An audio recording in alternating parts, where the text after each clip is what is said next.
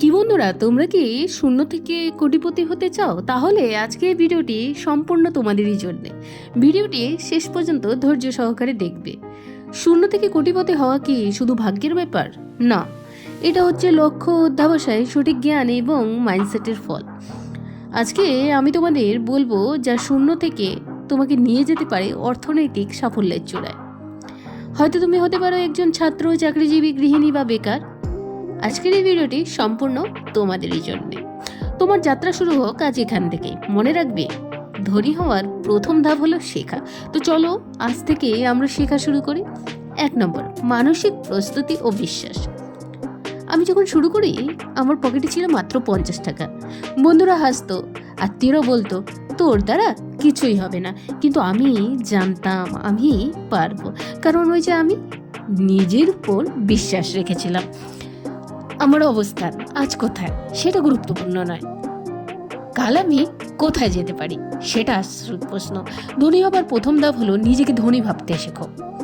তোমার চিন্তাধারা যদি গরিবের মতো হয় তবে তো তোমার জীবন গরিবের মতোই থাকবে। তুমি যদি নিজেকে বলতে থাকো আমি পারবো না, আমি গরিব, আমার দ্বারা হবে না, আমার ভাগ্যে নেই, তবে সেটা তো তোমার বাস্তবতা হবে। আজ থেকে নিজেকে বলো আমি পারি, আমি ধনী হব, আমি পথ খুঁজে বের করব। এই মাইন্ডসেটই তোমাকে তোমার লক্ষ্যে নিয়ে যাবে। 2 নম্বর, অর্থনৈতিক শিক্ষার গুরুত্ব। তোমার জীবন তুমি চালাও নাকি টাকা চালায়? সত্যিটা হচ্ছে তোমার টাকা না বোঝালে টাকা কখনোই তোমাকে বুঝবে না। ধনী হতে হলে আগে জানতে হবে অর্থের ব্যবহার।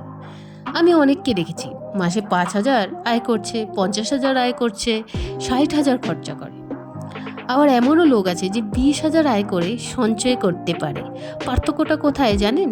অর্থনৈতিক শিক্ষা। বাজেট কিভাবে বানাতে হয়, ইনকামের কিভাবে প্ল্যান করতে হয়, খরচ কিভাবে কন্ট্রোল করতে হয়, এই জিনিসগুলো স্কুলে শেখানো হয় না, অথচ জীবনের সবচেয়ে গুরুত্বপূর্ণ পার্ট এসব। একটা খাতা নাও, লিখো তোমার মাসিক ইনকাম এবং একে একে সব খরচ। তারপর দেখো কোথায় অপ্রয়োজনীয় খরচ। এই ছোট্ট অভ্যাসটা তোমাকে বানাবে ভবিষ্যতে কোটিপতি। 3 নম্বর, দক্ষতা ও জ্ঞানের গুরুত্ব। তুমি যদি আজ তোমার সব টাকা হারিয়ে ফেলো, তোমার স্কিল কি বলবে? স্কিলই একমাত্র জিনিস যা কেউ তোমার থেকে নিতে পারে না। আমি প্রথমে শিখেছিলাম ফ্রিল্যান্সিং, নিজের মোবাইল দিয়ে ইউটিউব দেখে শেখা, তারপর গ্রাফিক ডিজাইন, তারপর ডিজিটাল মার্কেটিং। আজ আমি 5টা ক্লায়েন্ট হ্যান্ডেল করি বিদেশ থেকে। সব কিছুই কিন্তু শিখেছি বাসায় বসে। এই সময় সবচেয়ে চাহিদা সম্পন্ন স্কিলগুলি কি জানেন? Content writing, video editing, social media marketing, web design, customer service. শুধু শিখলে হবে না, প্র্যাকটিসও করতে হবে। নিজের প্রোফাইল গড়তে হবে। নিজেকে জিজ্ঞেস করো তো, তোমার কোন কাজ ভালো লাগে? কি করলে তুমি তোমার সময়কে ভুলে যাও? সেখান থেকে শুরু করো। তোমার এই স্কিলেই তোমার ইনকামের সিঁড়ি। আজকের দিনে শেখার কিন্তু অভাব নেই। ইউটিউব, গুগল, কোর্স প্ল্যাটফর্ম সব কিছুই আছে। কিন্তু কি জানো, প্রশ্ন হচ্ছে তুমি শিখতে চাও কি না? স্কিলের পেছনে সময় দিন, কারণ আগামী 5 বছর পর তোমার হয় দক্ষ হবে, না হয় আফসোস করবে যে আমি তো শুরুই করিনি। ইনকাম সোর্স তৈরি করো। তুমি কি শুধু একটি ইনকামের উপর নির্ভর করে চলো? একটি চাকরি, একটি বেতন, একটা টাকা সোর্স? তাহলে তোমার সবসময় টেনশন থাকবে। ধনী হতে গেলে মাল্টিপল সোর্স হতে হবে ইনকামের।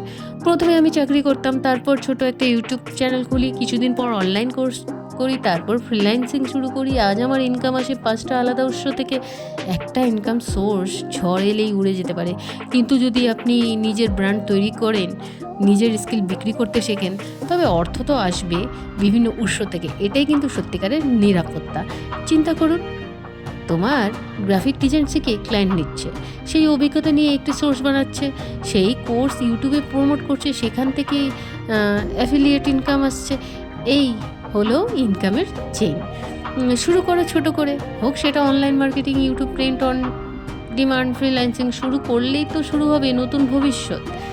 5 নম্বর, ব্যবসার ধারণা, ঝুঁকি নেওয়া। বিজনেস মানে কি শুধু দোকান ভাড়া নয়। আজকে দুনিয়ায় ব্যবসা মানে সমাধানের দেওয়া। যেখানে সমস্যা সেখানেই ব্যবসার সুযোগ। আমি এক বন্ধু পড়াশোনার ফাঁকে ফেসবুক কেক বিক্রি করে শুরু করেছিল। আজ তার 3টে আউটলেট। তাকে কেউ কিছু দেয়নি। সে শুরু করেছিল ছোট্ট একটা ঝুঁকি নিয়ে। বিভিন্ন আইডিয়া নিয়ে ভাবুন, যেমন ঘরে বসে কুকিং ব্যবসা, অনলাইনে fashion page, drop shipping, handmade পণ্য, স্থানীয় সমস্যার সমাধান ভিত্তিক সেবা। আইডিয়া আছে তো রাস্তা আছে।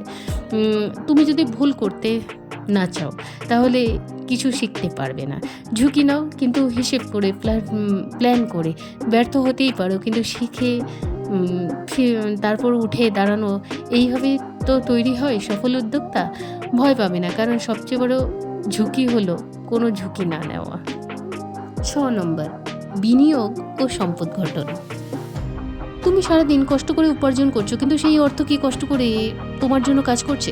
যদি তোমার টাকা ঘুমিয়ে থাকে, তবে তোমার আর্থিক স্বাধীনতা স্বপ্ন ভুলে যাও। তোমার টাকাকে কাজ করাতে শেখাও, এটাই বিনিয়োগ। আমি প্রথমে 5,000 টাকা দিয়ে শেয়ার মার্কেট সম্পর্কে শিখতে শুরু করি। বই পড়েছি, ভিডিও দেখেছি, ক্ষুদ্র বিনিয়োগ করেছি। আজ আমি সেখান থেকে প্যাসিভ ইনকাম পাই।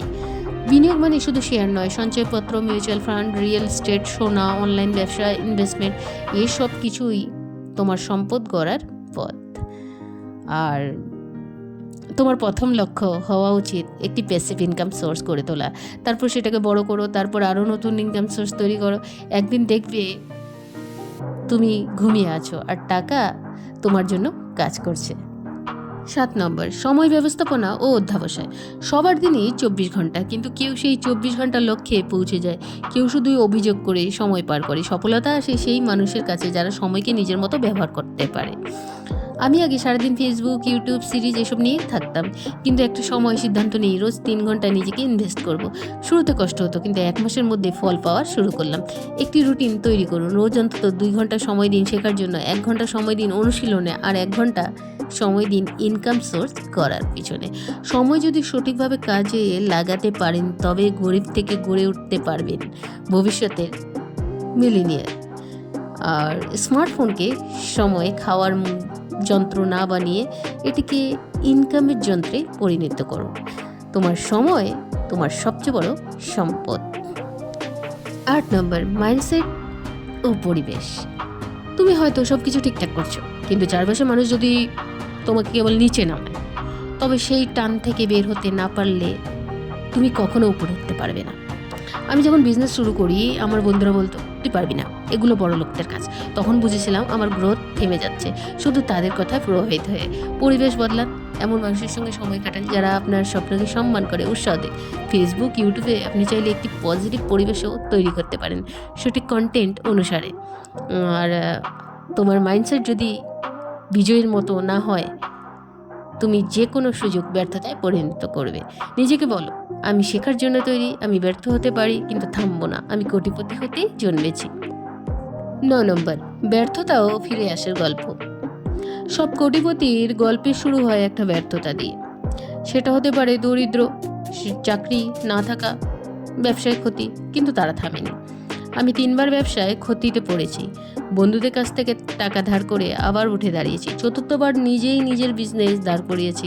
ব্যর্থতা আমাকে শিখিয়েছে কোথায় ভুল করেছি, কিভাবে আবার চেষ্টা করতে পারবো। সফল মানুষেরা ব্যর্থতা ভয় পায় না, তারা জানে ব্যর্থতা মানে শিক্ষা, এবং শিক্ষা মানেই উন্নতি। তুমিও শিখো, ভাঙো, করো, পুনরায় চেষ্টা করো। তুমি যতবার ব্যর্থ হবে, ততবার নিজেকে নতুনভাবে তৈরি করার সুযোগ পাবে। সফলতা কিন্তু একদিনে আসে না, তবে প্রতিদিন একটু একটু করে আগালেই একদিন সে তোমার দরজায় কড়া নাড়বে। তাহলে বন্ধুরা, তুমি তো এখন জানো কিভাবে শূন্য থেকে কোটিপতি হওয়া যায়। তুমি জানো কিভাবে মানসিকতা বদলাতে হয়, কিভাবে স্কিল করতে হয়, কিভাবে ইনকাম সোর্স তৈরি করতে হয়, আর কিভাবে ব্যর্থতা থেকে ফিরে আসতে হয়। কিন্তু প্রশ্ন কি জানো? প্রশ্ন হচ্ছে এখন তুমি কি করবে? আর আজ রাতেই একটি খাতা নাও আর লিখে ফেলো, তুমি কে, তোমার স্বপ্ন কি, কোথা থেকে শুরু করবে, আগামী 30 দিনে কি শিখবে। এটাই হবে তোমার প্রথম বিজনেস প্ল্যান। তাহলে এই ভিডিওটা শুনে শুধু কি মোটিভেট হবে, নাকি আজ থেকেই কাজ শুরু করবে? তুমি যদি নিজের জীবনকে নিয়ন্ত্রণ নিতে চাও, তবে আজ থেকেই প্রথম পদক্ষেপ নাও। শূন্য থেকে কোটিপতি হওয়ার যাত্রা এখান থেকেই শুরু হয়, এই মুহূর্তে। মনে রাখো, তুমি জন্মেছ সম্ভাবনা নিয়ে, এবং তুমি পারবে কোটিপতি হতে। তো বন্ধুরা, আমার ভিডিওটি তোমাদের কেমন লাগলো কমেন্টসে অবশ্যই জানাবে, সাথে একটি লাইক করে দিবে আর চ্যানেলটিকে সাবস্ক্রাইব করতে একদম ভুলবে না। পরের দিন নতুন কিছু ভিডিও নিয়ে আবার তোমাদের সামনে হাজির হব। ধন্যবাদ।